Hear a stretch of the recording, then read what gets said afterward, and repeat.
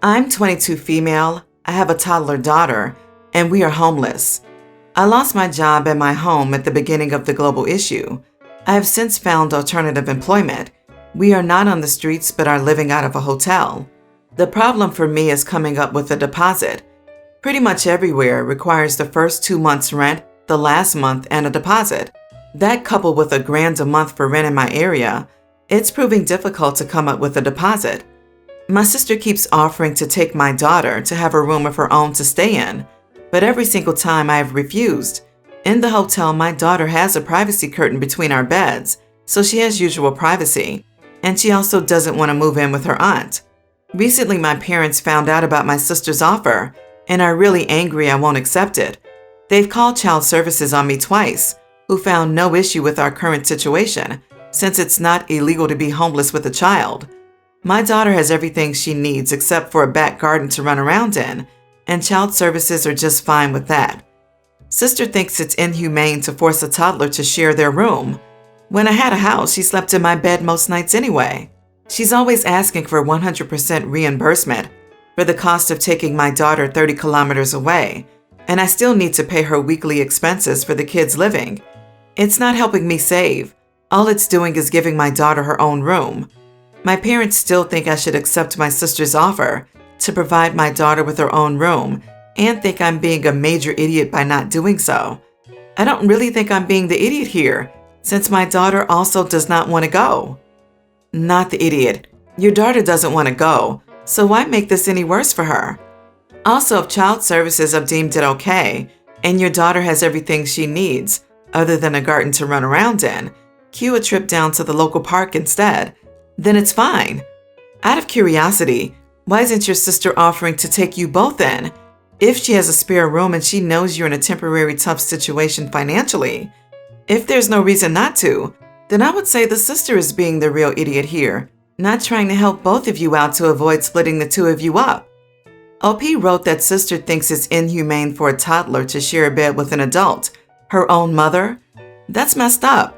With her logic, it's more humane to separate a child from their parent. You're providing a place to stay for your daughter. She has everything she needs. There's zero reason to separate her from you. Not the idiot. Your sister and parents are ridiculous. Your child needs to be with you. To put it another way, you are her home. Houses are just buildings. Calling child services but not offering you a room? Is she after your kid? There is nothing wrong with a parent sharing a room with a kid temporarily. Many homeless shelters are set up that way for families. However, if your family wants to help, they should either have you both in so you can save for an apartment or help with the first 2 months' rent. If your sister has an extra room and is so worried about your daughter's welfare, why doesn't she offer to put you both up so your daughter can have a home and her mother? This would actually allow you to save the money needed for a deposit on your own place. At face value, your sister is doing something nice, but I'm not sure how nice it really is to offer only to help your daughter while you're left struggling and to separate a mother and daughter in the process. How much does it really help a child to have a private bedroom but not her mother? I'm going with not the idiot. That instead of bullying you and calling child services, your family could choose to either offer you some real help or leave you alone. Me, female 28, and my husband 26, have been married for 4 months. I returned to work right away after we got back from our honeymoon. My husband thinks I went too soon and wanted to extend our honeymoon or plans for a summer trip for us. Still, since we have to pay rent, electricity, and internet, we needed to earn a living. I work at a restaurant across the street. My husband would call me during work hours and complain about missing me and feeling bored. I get home by 6 p.m., so I understand his feelings since he can't start working until September. He called me at work one time, asking if I could come home to watch a movie together, but I said I was busy. He complained and ended the call, then called me back 30 minutes later, telling me to get home ASAP because he injured his arm and couldn't move it. I freaked out and went home quickly to find it was actually a lie to get me to skip work so I could watch the movie with him. It annoyed me. He did it again days later, saying his car broke down and I needed to come pick him up. Then I found out he lied to me to get me out of work to take me out for lunch. I spoke to him about it and told him to stop doing it, and he apologized and said he won't repeat those shameful acts. 5 days ago, he called me while I was working, telling me to come take him to the hospital because he fell from the stairs and injured his ankle. I hung up on him thinking he was lying. He texted me, but I ignored him since I had a ton of work. 20 minutes later, his brother called angry, saying he just took my husband to the hospital for his broken ankle, and I should have responded to my husband's calls and text. I went to the hospital, and my husband was very upset. I tried to explain I thought he was joking, but he said, "Save it. I don't want to hear about how you thought I was a liar." Then went on about how hurt he was, that I didn't help him in time of need and vulnerability. He told me to go back to work since it was so important and since I didn't want to leave it to help him out. He started a big argument over this. I told him due to his previous lies, how was I supposed to believe him now? He said he didn't even need to call me, and I should have known something was wrong. It's been days, and he's still upset, and asked his sister-in-law to stay to help him out. I felt horrible and like not a supportive wife at all. Am I the idiot here? Edit. My husband suffered from mental health issues in the past year, hence he can't work until September. He's doing a lot better now compared to what he dealt with in the past, but still suffers from several symptoms, one of them being anxiety. He doesn't know anyone in the town we live in, just his brother that he sees once or twice a week. He says he hates staying home by himself and wishes he could have me stay all the time. Not the idiot. Tell him about the boy who cried wolf. The moral of the story is, and I quote, "When a wolf actually does appear, the villagers do not believe the boy's cries for help, and the flock is destroyed." The moral of the story is that liars will not be rewarded. Even if they tell the truth, no one believes them. Right? Who on earth calls their wife to go, "I'm bored, watch a movie with me," when the wife is the only one earning money? Like, I get missing your spouse, and the occasional "I miss you" text or something could be sweet, but this is not that. This man was not ready to be married. Jumping on this to ask a horrible question, was the fall an accident? Do we know the actual extent of this injury? Was this all a long ploy to get her to stay home for a while and have all the attention on him? I know it would be dramatic, but she did mention he's had some mental health issues. Anxiety doesn't make you a manipulative liar. Boo-hoo, he doesn't know anyone and doesn't like to be home alone? If he's in therapy, his therapist should be encouraging him to take steps to make friends and find things to do. He's not getting better. He doesn't want to get better. He wants to drag you down with him. Get out. My brother and I have always had a rocky relationship. Like many siblings, there have always been peaks and valleys and complicated emotions that go with being in close relations and growing up together. My brother and I have a major issue, and by major I don't mean biggest. I mean the one that comes up repeatedly is kids. I have them, he hates them. Recently we had a conversation where I basically said that I know he doesn't like kids. Still, I need him to at least pretend to tolerate mine because I love him. I want a relationship with him, but I don't think we can have that if he continues acting the way he's acting now. He agreed to at least try with my kids, and I thought it was settled. But now I've been invited to his child-free wedding that's in another country. Because it's in another country, I cannot go because I have young kids, one of whom is an infant, to think about. I don't think he made this choice solely because of me. I don't want to be a Sister Zilla about his wedding, and I would never dream of bringing my kids to his wedding because I respect that it's child-free. But it still kind of feels like a snub. I don't know if I should address it, try and resolve it, or just take the hint and leave him to it. It just sucks because I love my brother. I'm just not feeling the love back. Update. After some time thinking, I decided not to bring my feelings up with my brother. I simply RSVP'd no. I then messaged my brother directly, saying I couldn't make it. I said I can't work it around the kids, but I would send Dad to the wedding with a card and gift for me, assuming I didn't see my brother before then. And we, me, my brother, his wife, my boyfriend, could get dinner or drinks when they're free after the wedding. My brother flipped the heck out, called me ranting and raving about how I couldn't be bothered to come because I valued my kids over him and how he knew I would do this. So this seems to have been less of an invite and more of a test. He then insulted my kids and me before saying that if I won't make the necessary arrangements to come to his wedding, then clearly our relationship didn't have anywhere to go from here. So at least I know where I stand with him now. LOL. What a delusional fool to think that in any circumstance would he ever be a priority over young children who literally need you to survive.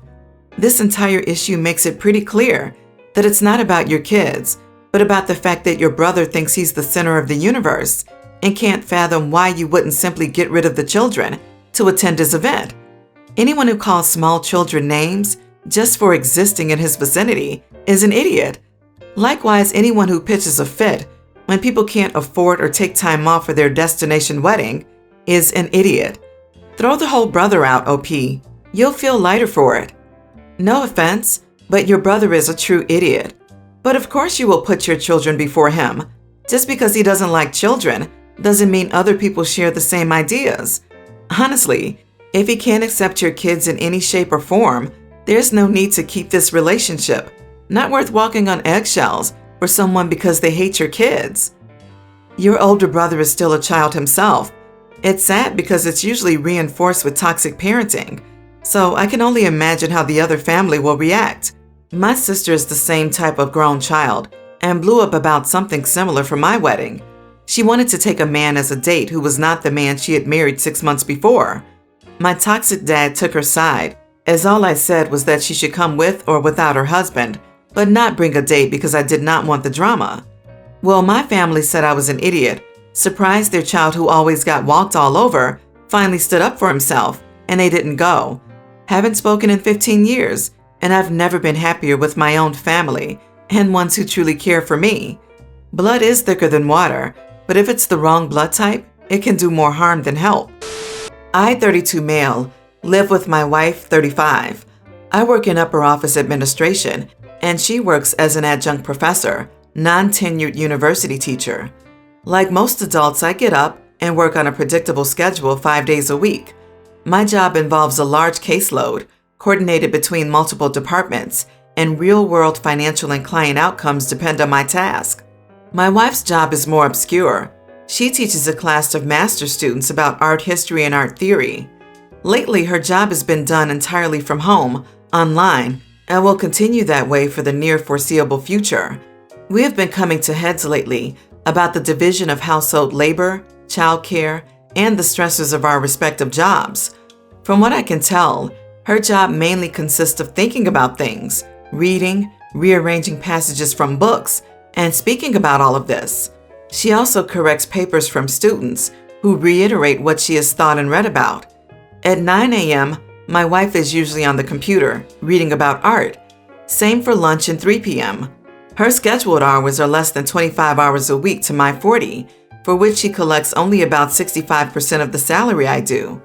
For some reason, these 25 hours seem to make her more like 40 full hours, which she ascribes to the difficulty of her work and the background work involved. She intends to continue her own education to advance her position. Unfortunately, however, there appears to be very little growth in her sector, so this trajectory of unequal responsibility is likely to go on forever. I frequently come home to unfinished dishes, late dinners, and a child who wants my attention. After the stressors of my day and the lack of stressors in my wife's, I think these things should fall within her responsibilities. At the end of the day, her job is more like a hobby, which she's lucky enough to get paid for, and her schedule is very relaxed compared to mine. She insists that she is under enormous pressure due to her work's mentally taxing nature and the high competition in her field, and the household chores should still remain 50-50. I hear endless excuses about why I should be doing more around the house, which adds to my daily stress when I'd like to come home and relax like any working person. Earlier this week, we had yet another argument. I told my wife if she wants to have 50-50 household responsibilities, she needs to get a real job and become a fully functioning member of the workforce like myself or any other normal adult. She has not spoken to me since. So, am I the idiot? You are the idiot. Do you want a partner or a live-in housekeeper/nanny? I'm sure someone so successful as you have never encountered a teacher in their life who was overworked, underpaid, and yet still did their best to help you on your path. And oh, what? You poor baby, your child wants attention after you arrive home? Don't worry, just keep blowing them off and saying that that's their mother's job. They'll lose interest and stop asking eventually. You are the idiot 100%. Just because she works from home doesn't make her job any less legitimate. Looks like you think of yourself as a better person than your wife, which is never good for a relationship. Expect divorce within 5 years. I, nearly adult female, live with my boyfriend's family, and we have a baby together. I moved out because my stepmom was being overbearing and trying to convince me to let her take on an old school grandma role where she watches my baby while my boyfriend and I go to school and work. She said she never got to be a mom, but she could be an awesome full-time grandma. I said no, and she told me I had to let her be grandma because she's the one who can be physically here. I said I didn't technically need to do anything.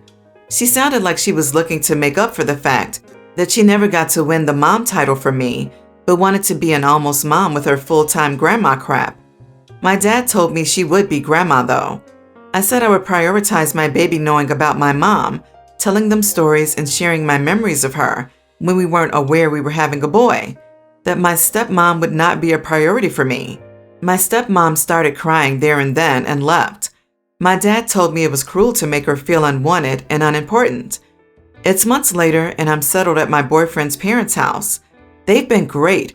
We do the majority of child duties, but they help out some. My boyfriend and I go to school remotely for the rest of the year, which works great for us, but my stepmom is still desperate to get time with my baby and still wants to be the full-time grandma. The other week she called and offered to take him from 8 to 7 each day to give me time to focus on other stuff. She told me she has rights as a grandmother. I said she has no rights to my baby, which upset her even more. Am I the idiot? Edit. For context on our bad relationship, when my mom was sick and in the hospital, she insisted on going into her room and asking her to stop visits with me because she didn't think it was healthy for a kid to be visiting a terminally ill parent. She was the reason I wasn't there when my mom died. Not the idiot. You're the parent. You get to decide who your child spends time with, and that includes family. It sounds like you and your boyfriend can handle childcare on your own, even on top of other life stuff, and you're already getting help from his parents. Sucks to suck, but she doesn't have any rights around your child. Yikes! Her saying that she has rights sets off all the alarm bells. There is such a thing as grandparent rights, but what is scaring me is more that she's giving off the vibes of someone who so desperately wanted to be a mom that she could do scary things. Do not let her watch your son unsupervised. Not the idiot. You should probably go no contact with your stepmother and father. It sounds like she's desperate to be a mother. You are very young, and I could see her trying to use that against you by trying to take custody of your child. Allow them to babysit or keep your child for any length of time, and I could see them trying to manipulate the situation to make it appear that you are somehow neglecting your child. They could try to argue that you and your boyfriend don't have enough money or the resources to take care of a child, and that it would be better off with them. I could see them trying to use any mistake you make as a parent against you. Hopefully they wouldn't be successful, but why even expose yourself to that possibility? Your father seems more concerned with your stepmother's feelings, and I find it concerning that she seems so insistent on watching your child for 7 to 8 hours a day.